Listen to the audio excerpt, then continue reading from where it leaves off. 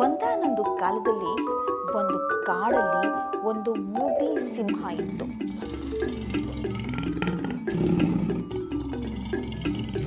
ವೃದ್ಧಾಪ್ಯದ ಕಾರಣ ಅದರ ಶರೀರ ದುರ್ಬಲವಾಗಿತ್ತು. ಅದರ ಕ್ರೂರ ಕೋರೆ ಹಲ್ಲುಗಳು ಕೂಡ ಉದುರೋದಕ್ಕೆ ಶುರುವಾಗಿತ್ತು. ಸಿಂಹದ ಉಗುರುಗಳಲ್ಲೂ ಶಕ್ತಿ ಇರಲಿಲ್ಲ. ಅದರ ಶರೀರದಲ್ಲೂ ಮೊದಲಿನಂತಹ ಶಕ್ತಿ ಇರಲಿಲ್ಲ. ಈ ಸ್ಥಿತಿಯಲ್ಲಿ ಬೇಟೆಯಾಡಿ ಹೊಟ್ಟೆ ತುಂಬಿಸ್ಕೊಳ್ಳೋದು ಸಿಂಹಕ್ಕೆ ಬಹಳ ಕಷ್ಟ ಆಗ್ತಾ ಇತ್ತು.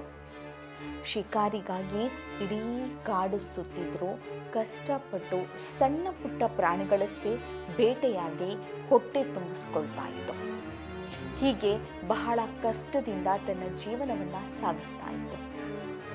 ಒಂದು ದಿನ ಸಿಂಹ ಬೇಟೆಗಾಗಿ ಸುತ್ತಾಡ್ತಾ ಇತ್ತು.